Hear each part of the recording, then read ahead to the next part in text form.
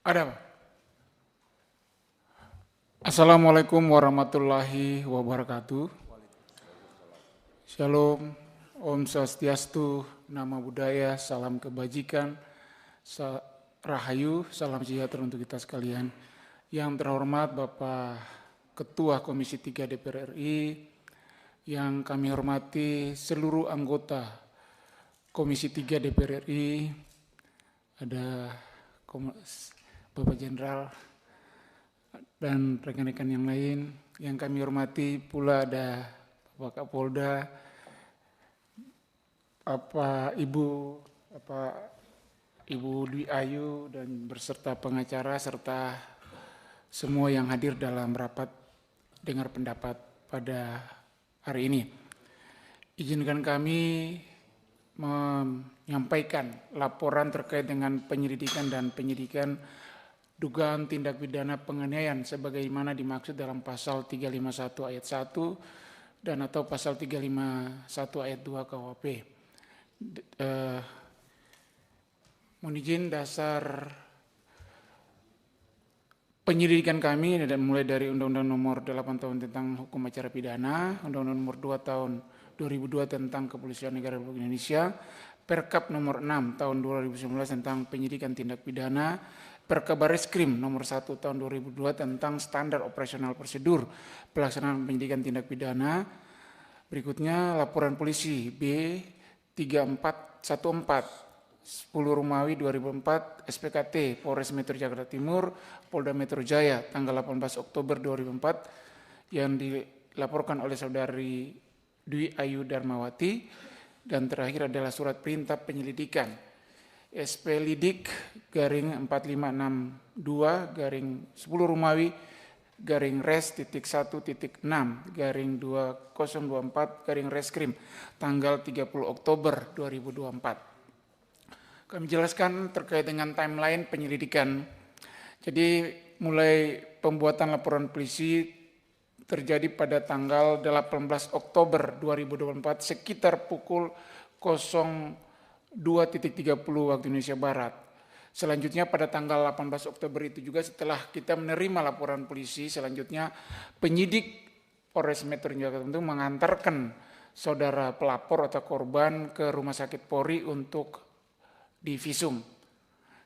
Selanjutnya pada tanggal 30 Oktober 2024, penyidik mengirimkan SP2HP pertama dan sekaligus mengirimkan surat undangan klarifikasi ke saudari Dwi Ayu Darmawati.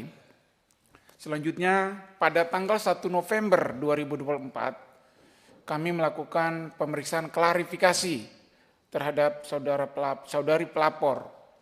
Dan tanggal 5 November kami mengirimkan SP2HP kedua dan sekaligus undangan klarifikasi ke saudari Linda Pancawati.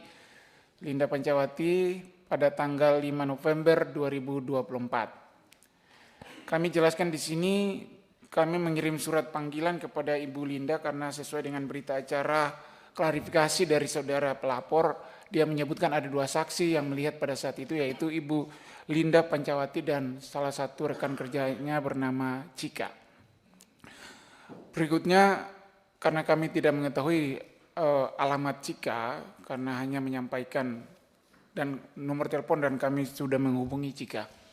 Berikutnya tanggal 21 November 2004 kami melakukan pemeriksaan klarifikasi. Kami jelaskan di sini bahwa memang ada jangka waktu dari tanggal 5 sampai tanggal 21 karena ada dari saksi yang akan kami meminta pemeriksaannya ditunda ke tanggal 21 November tersebut. Selanjutnya kami mengirimkan SP2HP ketiga dan undangan klarifikasi ke saudara Zor Sugama Halim, saudara terlapor, pada tanggal 29 November 2004. Jeda waktu itu kami telah berkomunikasi dengan saksi yang disampaikan, salah satu saksi teman kerja saudara Dwi Ayu Darmawati bernama Cika ini, tapi selalu mengulur-ngulur waktu dan sampai saat ini pun yang bersangkutan pada akhirnya menyampaikan kepada kami dia tidak akan menjadi saksi terhadap kasus ini. Berikutnya kami melakukan pemeriksaan klarifikasi kepada saudara terlapor Zor Sugama Halim pada tanggal 13 Desember 2024 dan melakukan gelar perkara pada tanggal 13 Desember 2024 untuk meningkatkan ke tahap penyidikan. Gelar perkara ini untuk menentukan ada atau tidaknya pidana yang dilaporkan. Kami jelaskan juga ini bahwa yang dilaporkan pada kami pada saat itu adalah pidana umum biasa. Tidak ada kasus tertangkap tangan ataupun kasus viral. Dan pada saat pemeriksaan klarifikasi pertama, tidak ada data-data yang disampaikan tadi oleh Ayu disampaikan kepada penyidik terkait dengan yang beredar di media sosial. Ini fakta-fakta ya pemeriksaan pada tanggal 17 Oktober 2024 sekitar jam 21.00 telah terjadi dugaan tindak pidana penganiayaan di toko roti Lindayes Bakri, Jalan Penggilingan nomor 14 RT 8 RW 9 Kelurahan Penggilingan, Kecamatan Cakung, Jakarta Timur, dan yang menjadi korban adalah saudara Dwi Ayu Darmawati, karyawan toko, dan diduga terlapornya adalah Zor Sugama Halim, anak pemilik toko. Terlapor meminta tolong kepada korban untuk mengantarkan makanan yang dipesan melalui online ke kamar pribadi terlapor di lantai 2. Namun korban menolak karena bukan pekerjaannya dan terjadilah cekcok mulut antara korban dengan terlapor dan yang membuat terlapor emosi adalah kata-kata yang dikeluarkan juga oleh korban atau terlapor sehingga yang bersangkutan naik pitam dan emosi dan terjadilah penganiayaan berupa pelemparan yang dilakukan dengan kursi besi, loyang kue ke arah korban dan mengenai ke tubuhnya dan menimbulkan luka sobek di kepala. Yang mengakibatkan luka sobek ini adalah alat barang buktinya itu loyang kue. Dan memar paha kiri dan kanan serta luka memar di tangan sebelah kiri. Penyebab penganiayaan ini sudah kami sampaikan tadi karena ada kata-kata adu mulut antara si terlapor dan pelapor atau korban. Ini foto-foto pun yang kami dapatkan ini setelah kami Kapolres menyampaikan ke saudara pelapor bahwa harus menyampaikan foto dan rekaman. Itu sudah pada mau pemeriksaan dan kami minta untuk ditambahkan di dalam berita acara. Jadi ini foto-foto ini tidak disampaikan pada saat itu dan rekaman ini juga baru disampaikan oleh pelapor pada saat sudah kasus viral. Kenapa? Iya. Suara apa itu? Lanjut ya. Oh ini. Iya itu. Ini kita baru dapatkan dari saudara Ayu, dan baru berikan kepada kami setelah kasus viral dan kami mau meningkatkan ke tahap penyidikan. Ada gambar ini Pak? Blur aja. Lanjut kita ke proses, lanjut pada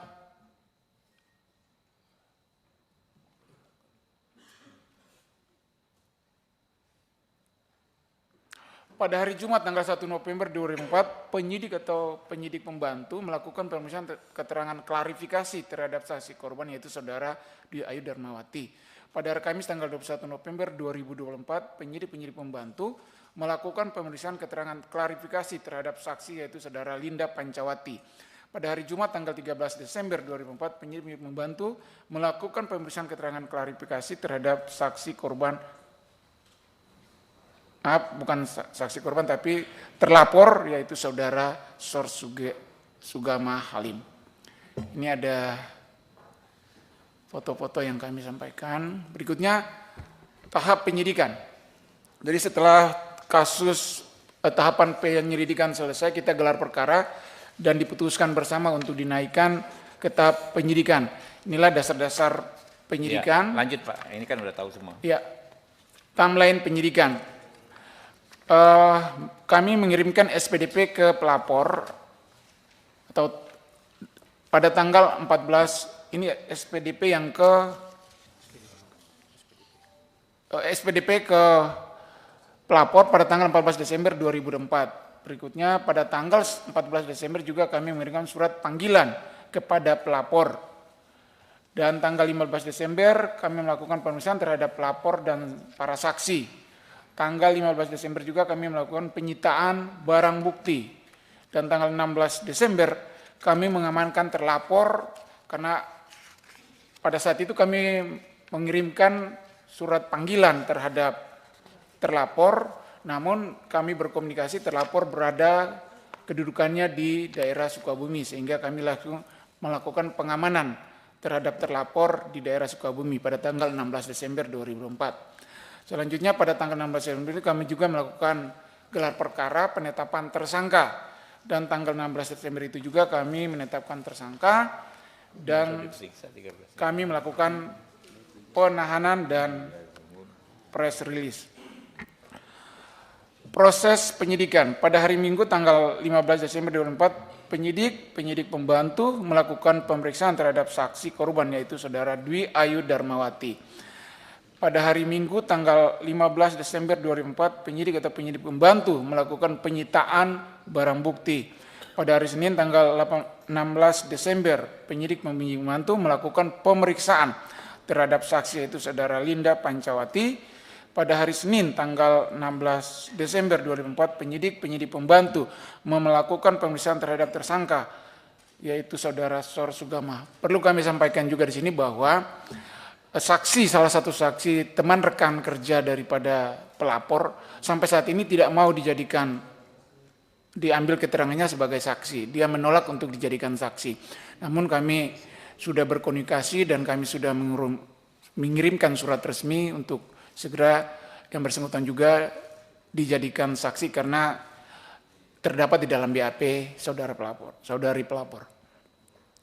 Ini barang bukti yang kami sita. Yang pertama adalah 1 buah kursi besi, 1 buah loyang, 1 buah mesin EDC BCA, 1 buah patung pajangan. Kursi sebesar ini dilempar, astagfirullahaladzim, benar-benar. Dilempar ke Mbak Ayu ini, sebesar ini. Oke, lanjut. Ya, ini proses penyidikan yang dapat kami tampilkan. Yang bersangkutan itu tersangkanya. Coba lanjut Pak. Ini tersangkanya yang berbadan besar, saudara Zor Sugama Halim. Demikian yang dapat kami sampaikan. Dan kami dari Polres Metro Jakarta Timur berharap ada masukan, arahan, dan kami mohon maaf apabila dalam penanganan kami ada hal-hal yang kurang ataupun tidak layak kami lakukan, dan kami mendasari proses penyidikan ini sesuai dengan SOP yang berlaku di dalam proses penyidikan tindak pidana yang berada di Polri sesuai dengan Perkap dan Perkabareskrim. Demikian yang dapat kami sampaikan. Wassalamualaikum warahmatullahi wabarakatuh. Shalom, Om Santi Santi Santi Om. Waalaikumsalam warahmatullahi wabarakatuh. Sebelum ke rekan-rekan anggota, sedikit saya konfirmasi ke Pak Kapolres. Ini pelaku ini kasat mata terlihat dia sakit jiwa atau apa sih? Mohon izin Pak, itu kalau kasat matanya seperti yang disampaikan oleh Bapak yang terhormat Ketua, tapi kami tidak bisa mengejas ataupun kami tidak bisa menentukan. Itu gitu kan? Kami akan melakukan pemeriksaan. Jadi kayak bukan manusia gitu loh. Kami akan melakukan pemeriksaan psikologis yang bersangkutan. Iya, tapi jangan jadi alasan pemaaf nanti Pak. Siap. Ya. Oke, mungkin langsung suhu kita Pak Rikwanto.